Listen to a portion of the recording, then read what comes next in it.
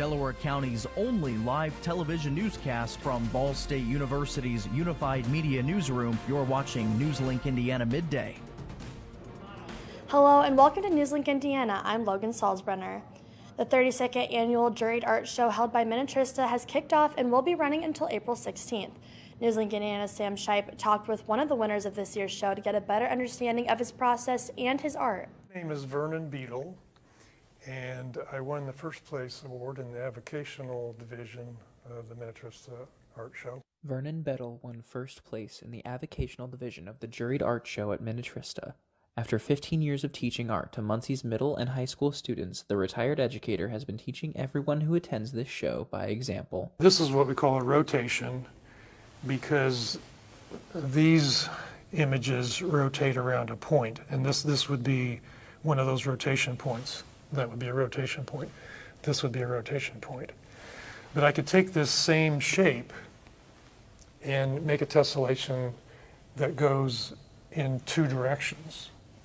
It could be going this way and that way. This art show features works spanning many different mediums, from oil paint to glasswork, as well as cardboard. Beadle remarked that he enjoys working with many different mediums and opened the curtain to his artistic process. I always thought that M.C. Escher was one of those artists that really never got his due from the fine art community.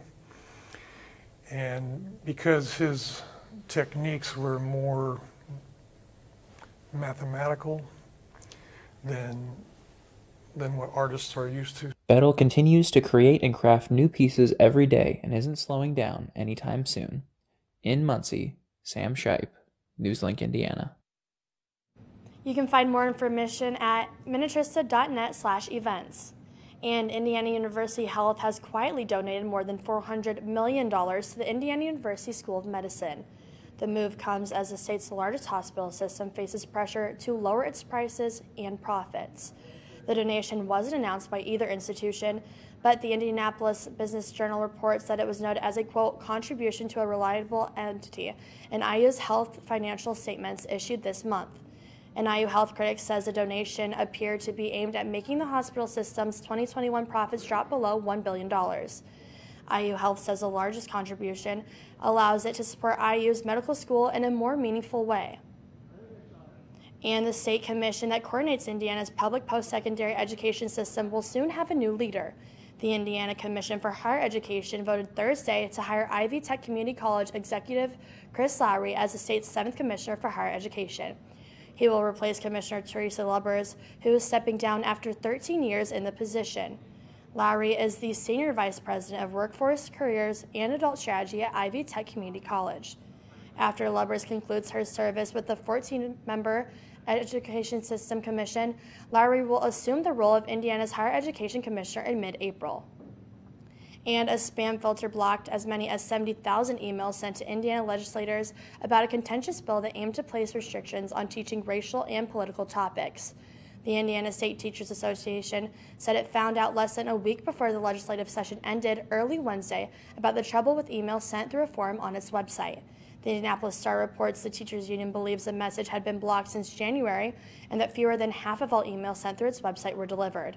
The General Assembly's technology agency said it limits how many emails can come from a single source to protect against spam email attacks. And now here's a look at your NewsLink Indiana forecast. These are the conditions right now. It's currently 51 degrees under mostly sunny skies, and it's quite cool for this time of year. Temperatures may barely hit 60 degrees today. And now let's take a look at the 7-day forecast. Things are going to warm back up, and temperatures will be into the 70s by the weekend.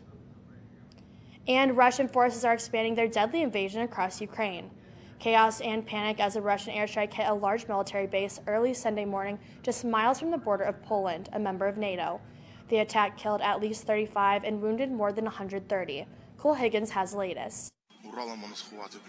A crater left in the ground and buildings on fire after a deadly Russian attack on a Ukrainian military base Sunday morning. The regional military says more than 30 missiles were fired from warplanes at the training ground located less than 15 miles from the Polish border. This is very provocative to be this close to Poland, but Poland is a NATO ally, and we have sworn to protect Poland. In Poland, a bipartisan group of U.S. senators meeting with U.S. troops and refugees from Ukraine, some using the trip to urge the Biden administration to reverse course and facilitate the transfer of Polish fighter jets to the Ukrainian military. They want the ability to have better control over the skies in order to give them a fighting chance.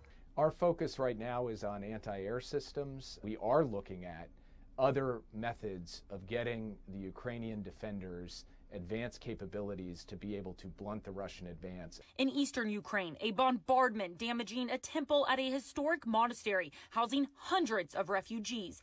Desperation also growing in Mariupol. Ukrainian President Volodymyr Zelensky says getting aid into the besieged city is key.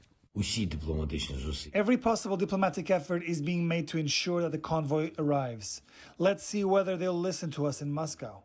This as an American journalist has died in the war in Ukraine. Brent Renault was 50 years old. I'm Cole Higgins reporting. President Joe Biden and French President Emmanuel Macron spoke yesterday about holding Russia accountable for its actions against Ukraine. The two leaders spoke by phone about the ongoing invasion. According to the Élysée Palace, Biden and Macron agreed on strengthening sanctions already taken against Russia, reiterating their support for Ukraine and joining efforts on initiatives to end the fighting.